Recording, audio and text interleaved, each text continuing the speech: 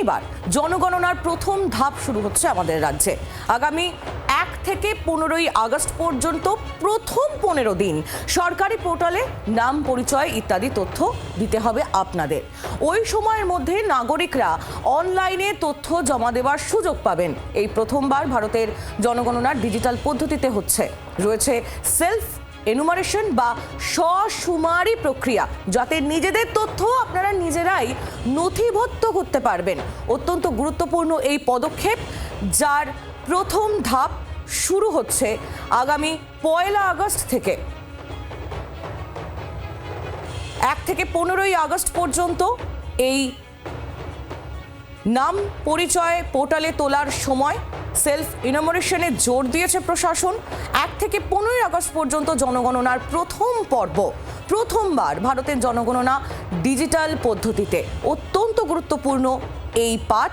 আর কিভাবে আপনারা করবেন সেগুলো ধাপে ধাপে আপনাদের একটু বুঝিয়ে দিই।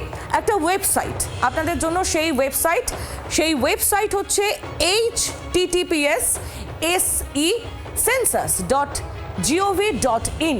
এই ওয়েবসাইটে আপনাদের লগ ইন করতে হবে। আপনারা যদি এই মুহূর্তে ওয়েবসাইটে লগ ইন করেন, তাহলে দেখবেন লগ ইনের পর রাজ্যের নাম সেটা আপনাদের সিলেক্ট করতে হবে। ওয়েস্ট বেঙ্গল সেটা সিলেক্ট করবেন। রাজ্য সিলেক্ট করে ক্যাপচা দিতে হবে আপনাদের, যেটা বিভিন্ন রকমের সরকারি পোর্টালেই আমরা দেখে থাকি। আমরা রোবট নই, এটা রোবটকে বিশ্বাস করাতে হয়।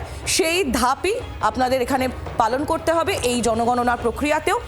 আর এরপর আপনারা সেটা লগ ইন করলে পোর্টালটা খুলে যাবে, যেটা আপনারা এই মুহূর্তে পারবেন না। 1 তারিখ থেকে সেই পোর্টাল খুলছে, তার আগে পর্যন্ত সেটা আপনারা পারবেন না। তবে এই যে শুরুর যে দুটো ধাপ, সেটা আপনারা দেখতে পাবেন। দ্বিতীয় ধাপটা বলি, বাড়ির কর্তা বা কর্ত্রীর নাম আপনাদের দিতে হবে সেখানে।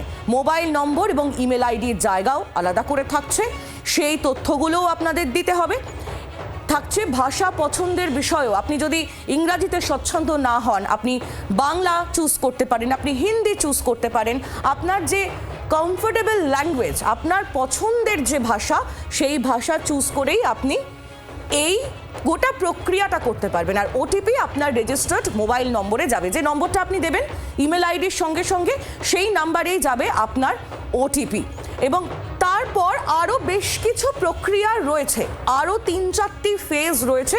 সেই ফেজগুলো, সেই ধাপগুলো আমরা একটু আরও বিস্তারিত জেনে নিই। আমাদের প্রতিনিধি অয়ন ঘোষাল এই মুহূর্তে রয়েছেন একেবারে সরাসরি আমাদের সঙ্গে। অয়ন, এই প্রথমবার জনগণনা, যেটাতে একেবারে আমরা, তোমার আমার মতো সাধারণ মানুষ, তারা নিজেরাই একদম প্রথম ধাপ, দ্বিতীয় ধাপে এগিয়ে যেতে পারবো। আরও কয়েকটা ধাপ আছে, একটু চলিয়ে আমাদের দর্শকদের পরিষ্কার করে বুঝিয়ে দাও।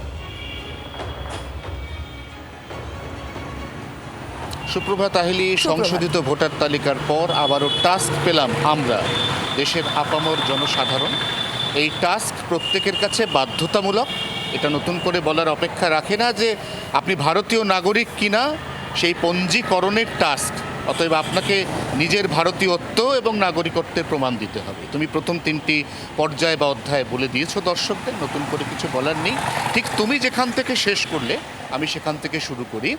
এরপর পরপর স্টেপ নাম্বার 4, চতুর্থ ধাপ, জেলা, পিন নাম্বার, অর্থাৎ যেটা পোস্ট অফিসে আমাদের পিন থাকে, গ্রাম, শহর বা আপনার এলাকার নাম আপনি পুট করবেন।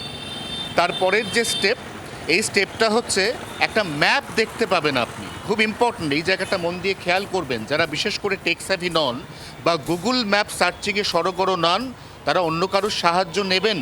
কিন্তু এই স্টেপটা হচ্ছে একটা ম্যাপ দেখানো হবে। সেই ম্যাপের মধ্যে আঙুল দিয়ে বা মাউস দিয়ে জুম করে করে আপনার নিজের বাড়ির যে লোকেশান, এই লোকেশানটা আপনি দেখতে পাবেন এবং সেই লোকেশানটা আপনাকে মার্ক করতে হবে, সিলেক্ট করতে হবে। এই জায়গাটা খুব ক্রুশিয়াল। এটা প্রত্যেকে খুব সতর্কভাবে মন দিয়ে করবেন।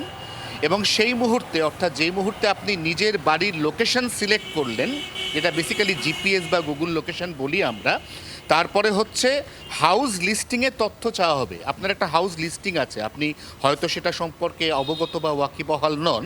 আপনার হাউস লিস্টিং কি? কোনো একটা এলাকা, সেই কোনো একটা মহল্লার মধ্যে আপনার যে দাগ নাম্বার, জমি নাম্বার, ছটাক নাম্বার, এই 3টে নাম্বারের একটা হাউস লিস্টিং, এটা আপনার বাড়ির দলিলে আপনি পাবেন। যাদের কাছে এই মুহূর্তে বাড়ির দলিল নেই, তারা হাউস লিস্টিংয়ের ক্ষেত্রে একদম সমস্ত রকম তথ্য ওই ম্যাপটাকেই সিলেক্ট করে দিতে পারবেন। এবং যখনই এই নির্দিষ্ট পদ্ধতিটা আপনার কমপ্লিট হয়ে যাবে তখন একদম শেষ ধাপ, সেটা হচ্ছে ফাইনাল সাবমিশন। একটা কথা মনে করিয়ে দেওয়া দরকার প্রত্যেক দর্শক বন্ধুদের, ফাইনাল সাবমিশনের আগে নিজে যা যা তথ্য ভরলেন আরেকবার মন দিয়ে দেখবেন। এটা কিন্তু এমন নয় যে আপনি ফিল আপ করলেন আর সঙ্গে সঙ্গে সেগুলো আবার আপনার সামনে থেকে কিছুক্ষণের জন্য ডিলিট হয়ে গেল বা গায়েব হয়ে গেল, তা নয়। ডেটাগুলো আপনার সামনেই থাকবে। ফাইনাল সাবমিশনের আগে খুব মাইনুটলি, খুব মন দিয়ে আপনি আপনার ফিল আপ করা প্রত্যেকটি তথ্য পড়ে দেখবেন।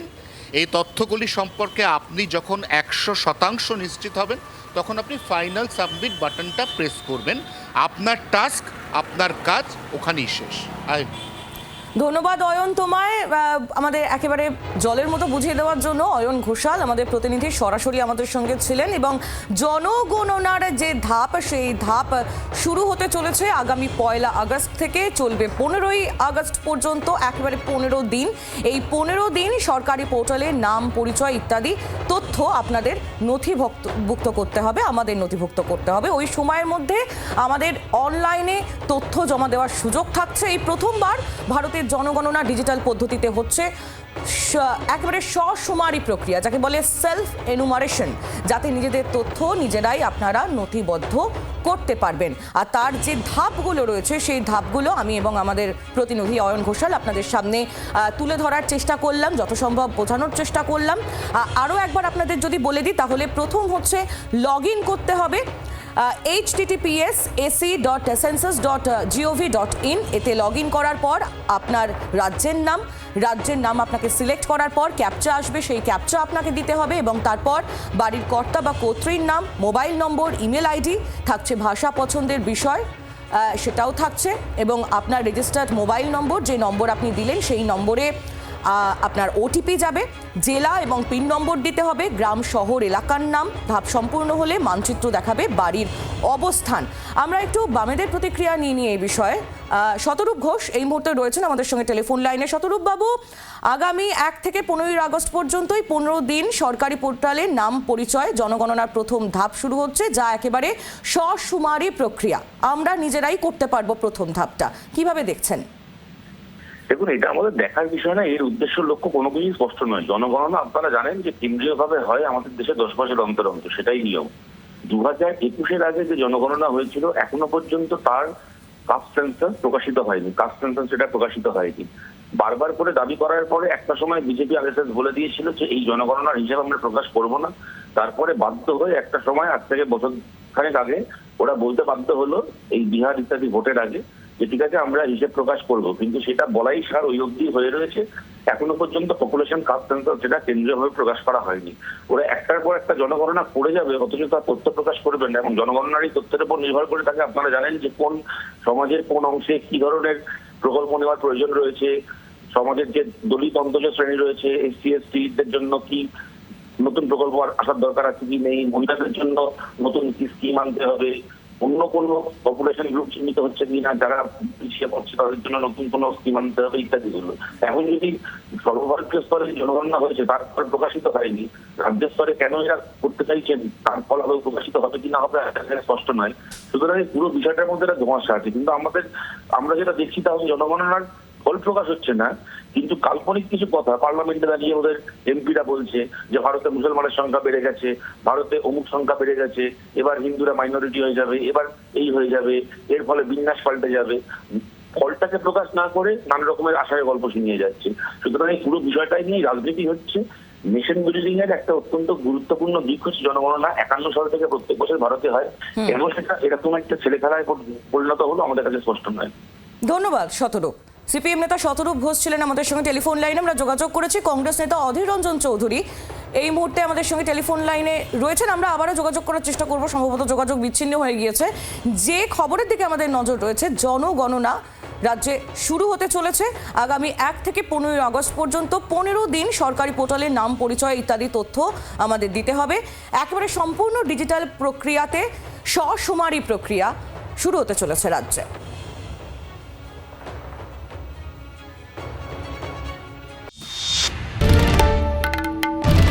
বাংলার আওয়াজ, বাঙালির আবেগ, জি 24 ঘন্টা।